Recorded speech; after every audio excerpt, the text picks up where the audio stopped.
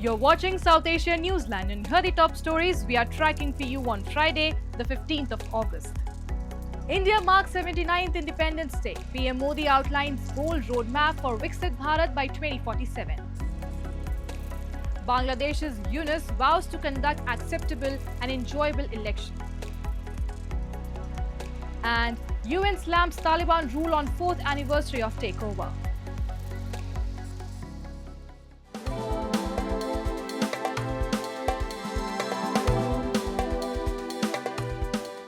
And now for all the details. India on Friday marked the 79th Independence Day, with Indian Prime Minister Narendra Modi leading the celebration by hoisting the national flag in national capital New Delhi. From semiconductors, self-reliance to praising the armed forces for their unprecedented cross-border action under Operation Sindoor, the Prime Minister used the occasion to outline his government's vision for a stronger, self-reliant India. We have a report. India on Friday marked the 79th Independence Day, with Prime Minister Narendra Modi leading the celebration by hoisting the national flag at the Red Fort in national capital. The ceremony, based on the theme of Naya Bharat, was attended by hundreds, including dignitaries, school children, and beneficiaries of various government schemes as special invitees. Addressing the nation from the ramparts of the Red Fort for the 12th consecutive time, Prime Minister Modi spoke on a wide range of issues, laying out a bold roadmap for building a Viksit Bharat by 2047. He hailed the success of Operation Sindoor, launched in response to the Pahalgam terror attack earlier this year, saying it proved India's ability to strike deep into enemy territory using only indigenous weapons. Our brave Jawans punished the enemy beyond its imagination, he declared, vowing never to bow to nuclear blackmail again. He also termed the Indus Water Treaty unjust and one-sided, declaring blood and water will not flow together. Farmers, not enemy territories, he said, must benefit from India's river. The Prime Minister announced Mission Sudarshan Chakra, a symbolic weapons program, and promised a nationwide security shield covering all public spaces by 2035. Notably, the ceremony also marked the celebration of Operation Sindoor, India's military offensive against Pakistan-based terror group.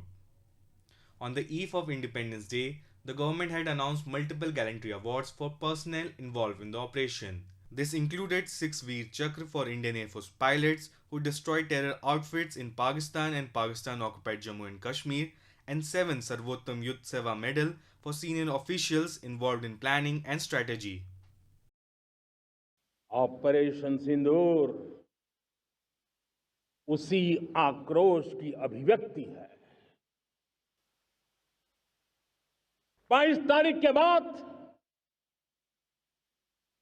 हमने हमारे सेना को खुली छूट दे दी। रणनीति वो तय करे, लक्ष्य वो तय करे, समय भी वो चुने, और हमारी सेना ने वो करके दिखाया जो कई दशकों तक कभी हुआ नहीं था। सैकड़ों किलोमीटर दुश्मन की धरती पर घुस करके आतंकी हेडक्वार्टर्स को मिट्टी में मिला दिया, आतंकी इमारतों को खंडहर बना दिया। During his 103-minute-long speech, Prime Minister Modi urged the country to embrace self-reliance, manufacturing everything from fertilizers to jet engines and EV batteries. He announced India's rollout of its first indigenous semiconductor chip by 2025, the opening of nuclear energy sector to private players, the launch of National Critical Mineral Mission to explore 1200 sites, and a National Deep Water Exploration Mission to tap offshore reserve. He also revealed that India had achieved its 2030 clean energy target in 2020 itself and pledged a tenfold increase in nuclear power by 2047, with 10 reactors already under construction. Reaching out to rural India, Prime Minister Modi called farmers the backbone of prosperity and vowed that India would never compromise when it came to protecting their interests. विकसित भारत का आधार भी है आत्मनिर्भर Bharat. The Prime Minister also used the occasion to announce sweeping reforms, including a task force for next generation economic reforms to review outdated law and compliances. He announced that a next generation GST reform package would be unveiled by Diwali, aimed at easing tax burden on essential and small businesses. Looking skyward, Prime Minister Modi said India would establish its own space station following the Gaganyaan mission. He highlighted that more than 300 startups were driving innovation in space technologies, underscoring India's transformation into a global space leader. By 2047, when India marks 100 years of freedom, we will be prosperous, powerful, and truly Viksit Bharat, the Prime Minister concluded in his marathon speech.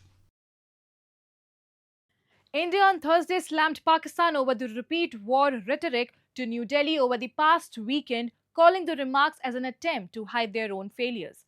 Responding to a query during the weekly press briefing, India's Foreign Ministry spokesperson Randhir Jaiswal slammed Pakistan and said New Delhi is aware of the continuous pattern of reckless, war-mongering and hateful comments from Pakistani leadership against India. He added, the remarks is a well-known modus operandi of the Pakistani leadership to whip up anti-India rhetoric to hide its own failures. He further said that Pakistan would be well advised to temper its rhetoric and any misadventure will have painful consequences as war demonstrated recently. Talking about recent judgment of the International Court of Arbitration over Indus Waters Treaty, Jaiswal said ICT lacks any legal authority to make pronouncements on water sharing agreement between India and Pakistan as New Delhi has never recognized the legitimacy of the court. The court last week in ruling backed Pakistan and said that India must adhere to the Indus Waters Treaty in the design of new hydroelectric power stations on west-flowing rivers. The 1960 treaty awarded three west-flowing rivers, Indus, Jhelum and Chenab, to Pakistan and the eastern rivers Ravi, Beas and Satluj to India. India has kept the Indus Waters Treaty in abeyance in the aftermath of the Pahalgam terror attack that killed 26 people. India has never accepted the legality, legitimacy, or competence of the so-called Court of Arbitration. Its pronouncements are therefore without jurisdiction, devoid of legal standing, and have no bearing on India's rights of utilization of waters. India also categorically rejects Pakistan's selective and misleading references to the so-called award.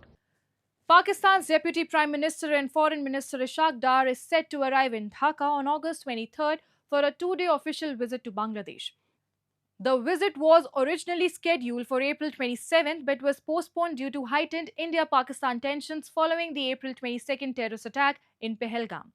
According to officials, the visit is aimed at strengthening bilateral relations between the two countries. Dar is expected to meet with Bangladesh's chief advisor Mohammad Yunus and will also hold formal talks with his Bangladeshi counterpart Tauhid Hussain. Several agreements are likely to be signed during the visit, along with discussions on unresolved issues.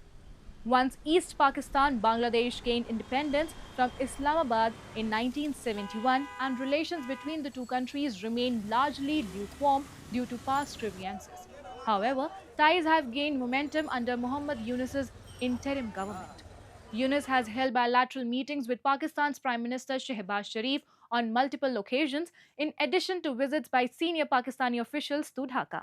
While relations are improving, Bangladesh has maintained that Pakistan must formally apologize for the atrocities committed by its army during the 1971 Liberation War. Bangladesh Chief Advisor Mohammad Yunus has said the interim government will restore democracy in Bangladesh and ensure credible elections, stating that there is no point in holding elections if they are not legitimate. Taking to CNA, Yunus affirmed that Bangladesh is close to achieving its reform goals. He justified the need for reforms by referring to past political system in Bangladesh as rigged, misused and abused. The chief advisor said he hopes that Bangladesh will stay on the right track and will not derail again. The interim chief added that he does not plan to remain in government after the elections. Talking about Sheikh Hasina's extradition request, Yunus said Bangladesh won't be trying to get Hasina out of India. However, he added that the trial against her will continue in absentia. Highlighting the strained ties with New Delhi, Yunus said that he wants to have good relations with India like it has with China and Pakistan. Notably, relations between Dhaka and New Delhi has been under strain for over a year, since ousted Prime Minister Hasina, an ally of New Delhi, has fled to India last August. India has also repeatedly raised concerns over the attacks on minority Hindu communities in Bangladesh. As Afghanistan marked the 4 years of Taliban seizing control of the country, United Nations experts have issued a sharp warning against the regime. In a statement on Friday, the UN described the Taliban as violent, authoritarian, and a threat to global human rights. The experts said Afghan women and girls have been erased from public life since August 2021, barred from schools, workplaces, and even stepping outside without a male guardian. The statement pointed to a rise in public executions, arbitrary arrest, enforced disappearances, and torture. Ethnic and religious minorities, LGBTQ+ persons, and human rights defenders remain the most vulnerable. According to the UN, these policies amount to crimes against humanity. The experts call for stronger international accountability, recognition of gender apartheid, financial support for civil society, and urgent protection for Afghan refugees. They welcomed the International Criminal Court's arrest warrants against 2 senior Taliban leaders, but stressed that more action is required.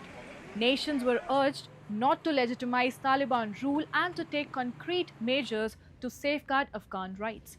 Warning that time is running out, the experts said Afghanistan could still return to the right path if the international community acts decisively. In a recommendation that could carry far-reaching political and legal consequences, the Office of the United Nations High Commissioner for Human Rights has called on Sri Lanka to accede to the Rome Statute of the International Criminal Court. According to a report by the Daily Mirror, the move would bring the country's political and military leadership within the jurisdiction of international prosecution of serious violations of humanitarian and human rights law. The Rome Statute, adopted in 1998 and enforced since July 1, 2002, is a treaty that established the ICC. While 125 countries have ratified the statute as of April 2025, successive Sri Lankan governments have declined to sign, thereby keeping the nation outside the court's reach. This has meant that Sri Lankan leaders and armed forces personnel cannot be tried before the ICC for alleged war crimes committed during the island's conflict years. The ICC, headquartered in Netherlands, The Hague, prosecutes individuals accused of genocide, crimes against humanity, war crimes, and since 2010, the crime of aggression.